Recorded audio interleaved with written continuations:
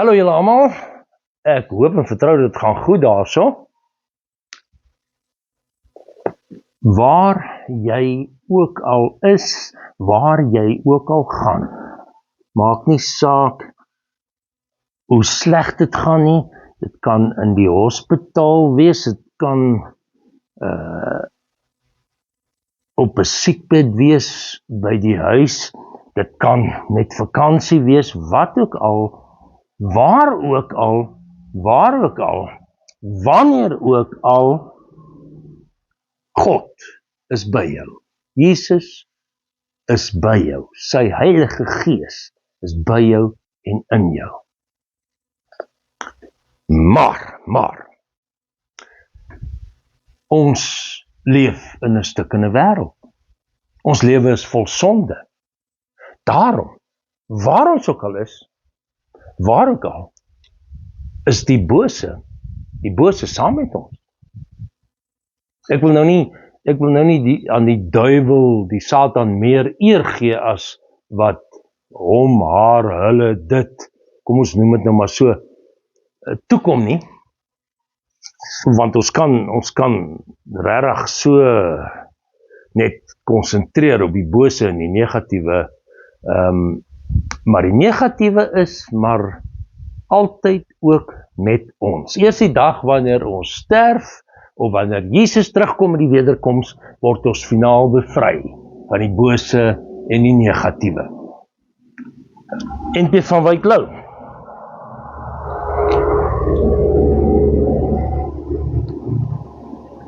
Ballade van die bose. Ek wil net so 'n stukkie van sy gedig aan julle voorhou. Ballade van die bose. Ken jy my nou? Het jy die spieël gesien? Ken jy jou?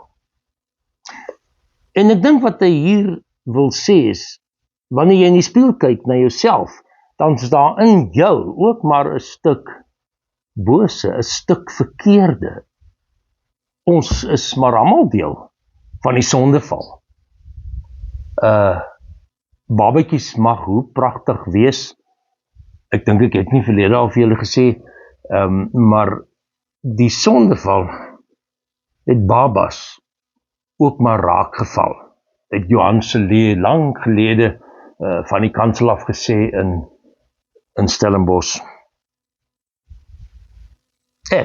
Dis die bose, dit is ons bose natuur, dit is die negatiewe gevoelens, gedagtes, sonde. Ek is in jou gevleg, gerank, soos 'n wortel in die donker bank. Jy sien dit nie altyd nie, maar dis daar. Die teenwoordigheid van die negatiewe en die bose. Ek is jou wese se ondergrond, ek trap in jou spoor soos 'n goeie hond. Dit maak my bang. Hierdie stukkie van die gedig, 'n goeie getroue hond wat saam met jou gaan. Maar so kan die Satan ook vermom. Paulus skryf daar op 'n plek, soos 'n engel van die lig vermom. 'n Engel van die lig jou verlei. As jy wil vlug uit die stad wat brand, dan vlug ek saam, soos 'n vrou aan jou hand. In die wêreld is daar dele waar Christene vervolg word. Hulle word vervolg, hulle word doodgemaak vir hulle geloof in Jesus Christus. Hulle vlug, soms letterlik, kruip weg. Dit het in die tyd van die Bybel gebeur. Ek wil my boodskap doen uit 1 Petrus 5. Julle kan so lank opsoek, maar waaroor gaan dit hier? Petrus skryf vir gelowiges daar in die noordelike deel van Asië, vervolg, onderdruk, hulle is versprei, hulle moes vlug.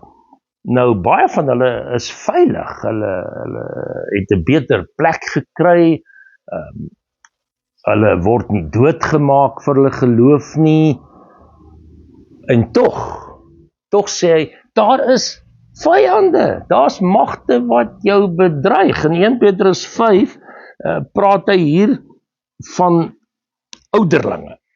Hy praat van die senior, ek wil nie die woord gesag gebruik nie, maar in die kerk, in die gemeentes, en dan lyk dit vir my was daar konflik tussen die oudstes en die jongstes, die jongeres, want hy sê hier, daar moet respek vir mekaar wees, hy sê nie deur baas te speel oor die wat God aan julle sorg toevertrou het nie, 1 Petrus 5, kyk 'n bietjie daar vers 2, hy sê vir die ouderlinge, pas die kudde op, pas hulle goed op, wat God aan julle toevertrou het, dit sluit die leraars in, in ander kerke is daar nou weer ander stelsels. Ons hoor net te veel van dominees en kerkraad, wat mense amper half onderdruk, wat baas speel, wat alles self wil doen. Waar lidmate bang is. Waar's die ou daar? Toe ons so bang was vir 'n dominee en vir die kerkraad, nie? Terwyl die ampt van die gelowige, die Christen op grondvlak in die gemeente is die middelpunt van die gemeente.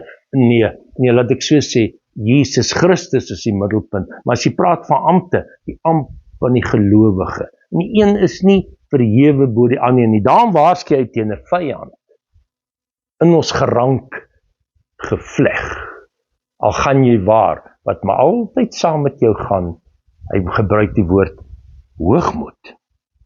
Hy sê julle wat jonger is, moet onderdanig wees, maar dit is nie baas speel nie, gebruik die woord hier, nie baas speel nie. Paulus skryf in baie dele, in Efesiërs praat hy van die man en vrou, dan sê hy, wees aan mekaar onderdanig, dit gaan oor nederigheid. Om 'n gesindheid, 'n houding teenoor mekaar te hê, van nederigheid. En die woord beteken dood eenvoudig, soos Jesus was. Soos Jesus was toe hy op aarde was, hy het vir ons kom demonstreer toe hy op aarde was. Dis nie lamsakkig nie. Dis nie maar dat daar oor jou getrap, of op jou getrap word nie. Goed, daar is op Jesus getrap, maar hy moes vir ons aan die kruis sterf. Maar hy moes standpunt inneem. Hy teen die fariseërs, die valse leiers. Hy teen disippels wat hom teëgegaan het. Hy teen die bose, die Satan, die duiwel. Hy het teen versoeking standpunt ingeneem en sterk gestaan. So nederigheid is nie hierdie maar net trap maar op my. Jy het die reg as Christen om te getuig, om standpunt vir die Here in te neem. Jy moet jou naaste lief hê soos jouself. Jy moet ook jouself lief hê, vir jouself, jou gesin, jou mense, jou geliefdes, standpunt inneem, en beskerm en beklei vir hulle. Om mekaar te help. Nederigheid, om mekaar te help. Die woord is vir my, wat in die Nuwe Testament gebruik word, Jesus het self gesê, om mekaar te dien. Om mekaar te dien, soos hy gekom het, aarde toe gekom het, om te bedien. Dienaars van die Here, soos kelners in 'n restaurant, wat die geestelike kos gaan uitdeel, en gaan bedien. En dan die fundament, wanneer vers 4, 1 Petrus 5, wanneer die opperherder kom, sal julle die heerlikheid as onverganklike kroon ontvang. Hy praat in die begin van hoofstuk 5 oor die lyding van Jesus, die lyding van Christus, ons deel daarin. En dan so 'n bietjie voor dit in Petrus, in die begin van hierdie Petrus boek, dan sê nou, wat help dit as jy nou ly? Wat help lyding as jy verkeerd gedoen het? Nou dra jy die slegte gevolge van verkeerde dade. Hy sê, daarin is daar niks nie. Wat is dit nou? Dit het nie waarde nie. Maar as jy ly, wanneer jy reg doen, en daarvoor vervolg en beledig word. Ek het dit al hoeveel keer vir julle genoem, lees maar in tydskrifte, lees maar in briewe in die koerant, hoor maar oor die wêreld in ons eie land, word al hoe meer teen Christene opgetree, negatief gepraat, uitgehaal, selfs onder dominees wat die geloof laat vaar, en vir ons kom sê, dis 'n klomp nonsens hierdie, Hoekom glo ons nog in Jesus? Lyding, maar die heerlikheid. Die Griekse woord doxa, die optel, die wonderlikheid van God. Wanneer ons sterf, onmiddellik sal jy dit kry in die hemel, maar ook wanneer Jesus weer kom, ons weet nie wanneer nie, wanneer dit die einde van die wêreld is, dan ontvang ons hierdie heerlikheid. Maar goed, hy noem hier dan die hoogmoed, om te dink jy is beter as ander, om neer te kyk op ander. Dis 'n vyand.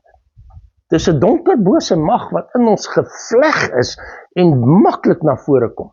Hy praat van bekommernis, daardie angs, daardie wantroue in God. Sal God regtig vir my sorg? Miskien is daar iemand wat inluister na hierdie preek en wonder, maar waar gaan die Here voorsien?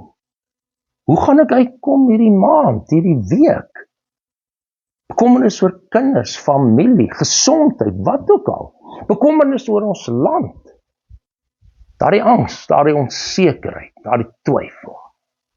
Dan praat hy ook van bonatuurlike magte.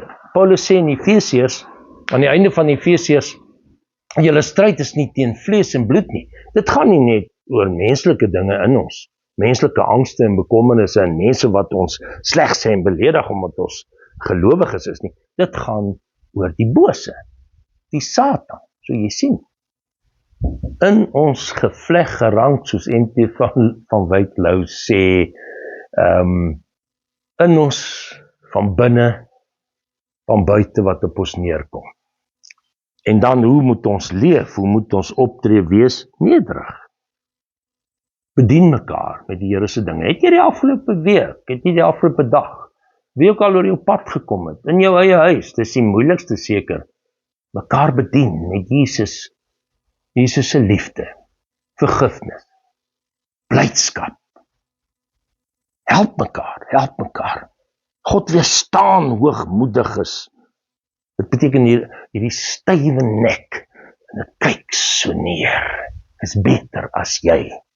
Aan die nederiges gee hy genade.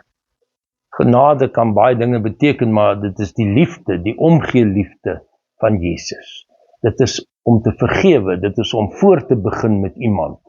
Dit is om weer 'n kans te gee, om weer deur God 'n kans gegee te word, om voort te gaan met jou lewe.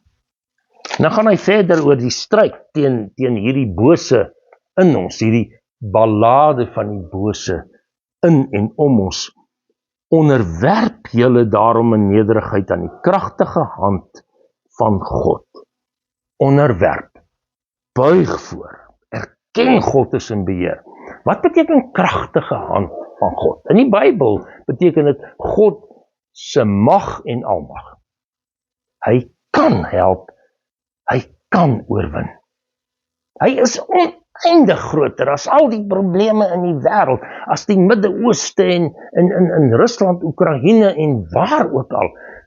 Hy is oneindig groter as wêreldleiers wat foute maak en oorlog verklaar en wat ook al. Hy is oneindig groter as ons regering en as bedrog en geweld en misdaad. Hy kan dit oorwin. Sê dit daar waar jy sit, pause, stop en sê dit vir mekaar hard, skryf dit ergens neer, sê dit, God se almag en krag, God se skepende mag. Want hand van God beteken, met sy vingers, sê Dawid in die Psalms, het hy geskep. Hoekom sal hy dan nie met 'n enkele vinger in jou lewe 'n nuwe storie skryf, 'n nuwe ballade, 'n nuwe lied, en die roulied, die seerlied verander. Hy regeer, hy is in beheer, sê dit daar, hy regeer, hy is in beheer. Maar hand beteken ook geer, dis die woord geer, spreek mense dit uit. Dit beteken ook 'n oop hand, wat sê ek sorg. Ek sorg, en as jy val, sal ek jou optel. En dan verstaan jy dat hy praat van die opperherder. En dat ons herders moet wees, nie net ouderlinge nie, ons moet herders wees vir mekaar, wat vir mekaar sorg. Wat doen 'n goeie herder? Dit gee die die water en die weiding, die weivelde. Dink maar aan Psalm 23. Dit beskerm die skape. Johannes hoofstuk 10 kom Jesus en dan sê hy, ek is die goeie herder, vers 14. Ek ken my skape ken my. Ja, ek het dit al gesien by boere, dan klim ek uit die bakkie en ek stap nader en hardloop hulle weg, maar dan kom die boer en hy roep hulle, dan kom hulle. Dan soek hulle ietsie, veral as dit so droog is. Ek het dit in Burgersdorp jare gelede gesien. Hy boer stop, hy klim uit, hy roep hulle kom. Jesus sê, ek ken jou, jy's my skapie. Ek loop voor hulle uit, staan hier. Ek het gekom dat julle die lewe kan hê en die lewe in oorvloed. Die beskerming, die versorging, die opperherder. En so moet ons ook herders vir mekaar wees. Mekaar versorg, mekaar beskerm. Uit die oop hand van God. Vat en ontvang. Maar ook daai oop hand sien, wanneer ons weggedwaal het. Die gelykenis van die verlore skaap wat Jesus vertel het, daar in die evangelies, en dan los jy jou skape, natuurlik nie sonder toesig nie, by iemand anders, en jy gaan soek, die een verlore skaapie. Hy sê julle verhoog, dat hy julle kan verhoog, dit is om op te tel, om uit te haal uit daai negatiewe, om die oorwinning te gee, op die tyd wat hy bestem het. Nie altyd jou tyd nie. Die bestemde tyd. Maar hy weet wanneer dit moet wees. Hy weet. En hy sal uithaal. Werp al julle bekommernisse op hom. Gooi dit neer. Die woord in die Grieks wil beteken moenie lank wag nie. Ons wag te lank. Ons onderdruk dit te veel. Ons hou dit te veel vir onsself. Ons het verdedigingsmeganismes, soos ons uit die sielkunde weet, die onderdrukking, die blameer van ander. En dan bly die probleme en die sonde by ons, die bekommernisse en die angste, Gee dit vir hom, lê dit voor hom, werp dit op hom. Hy wil dit dra. Natuurlik het jy verantwoordelikheid. Natuurlik, julle ken mos nou maar my sê, bid maar, drink jou vervlakste pille. Maar hy gee ook die pille, en hy gee ook die krag, om te doen wat jy moet doen. Jou verantwoordelikheid nakom. Want hy sorg vir julle. Sorg, omgee liefde, belangstel in jou. Dit moet jy nou mense toe vat, deur jou en my met mense wat probleme het, wat deur die duiwel getuister word, agterkom, God sorg, hy stel belang in my. Wees nugter, wees wakker. Natuurlik, nugter beteken hier ook, Paulus gebruik die woord op 'n ander plek, om nie gedrink te wees en nie verslaaf te wees nie, maar nugter gaan weier, dit meen sober, om nie bedwelm te wees deur verkeerde goed nie. Verkeerde raad, agter verkeerde raad aanloop. Moenie na die raad van die goddelose luister, die Psalm 1,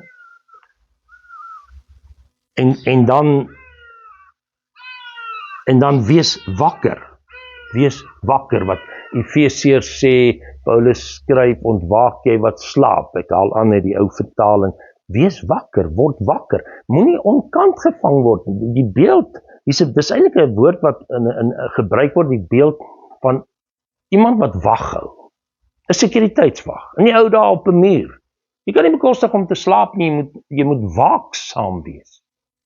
Die Bybel gebruik die woord waak,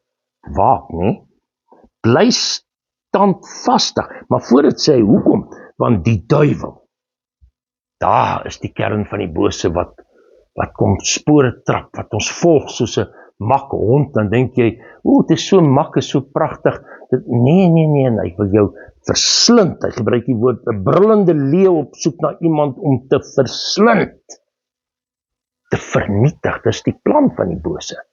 En as jy dit los, en het vergroot, en die hele tyd, soos die Engelse woord is, overthink en dit nie kan vir die Here gee nie, en dit neem jou in besit, dit sluk jou in, dis wat die Griekse woord beteken, die leeu wat verslind, sluk jou in, een of ander tyd.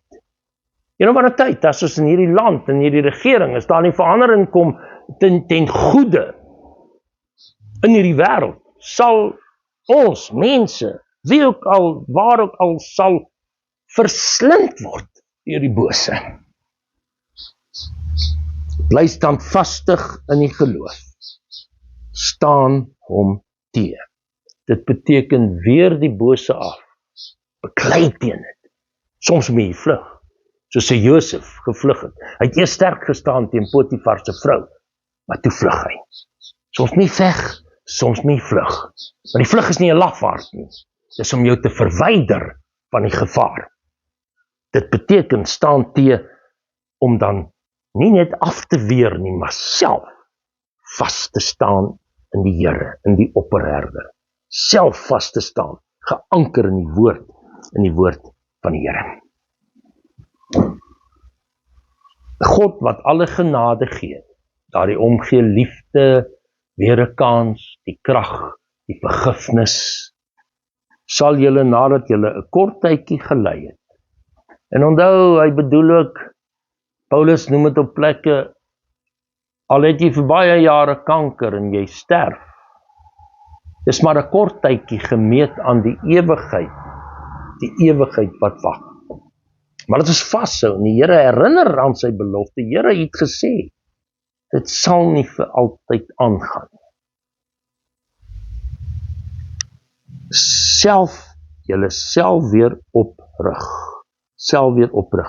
Daar's 'n woord, daar's nie altyd sin in om 'n klomp Griekse en Hebreëse woorde aan te haal, maar hierdie is hypsoo, hyper. Dit kom daarvandaan, hypsoo, julle oprig, hypermark, groot, geweldig.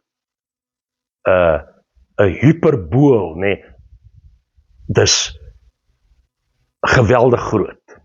Is groter as die gemiddelde, dis wat God gee. Hy sal jou weer groot maak, hy sal jou weer herstel, hy sal genesing bring.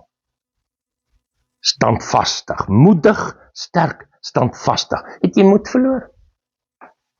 Gaan kry by Jesus weer moed, sterkte, standvastigheid. Aan hom behoort die krag tot in ewigheid, en daai krag, sy opstandingskrag, gee hy vir jou. Ek wil afsluit, ja, MP van Wyk Lou, en wie ook al, en die Bybel sê dit ook, in jou gerank, die bose, nee, en ken jy jou? Ja, in my, 'n stuk slegte, 'n stuk sonde, seer miskien, probleme, in jou gevleg gerank, saam met jou, soos die Here by jou is die slegte ook maar by ons, totdat ons die dag sterf, of Jesus ons kom haal, maar die brullende leeu, maar nou nie jy, net weer die opperherder. Johannes 10 sê, ek gee my lewe vir my skape, hy is self die lam, die opperlam, wat hom geoffer het aan die kruis, maar hierdie lam, sê die Bybel, wie is hierdie lam? Hy is die oorwinnaar van die brullende leeu, die Satan. Hy is die leeu uit die stam van Juda. Hy is die opperleeu. Hy is die koning van die konings. Hy regeer. Mag die Here hierdie jou stukkie wat ons behandel het, mag die Here dit in jou lewe laat waar wees. Amen.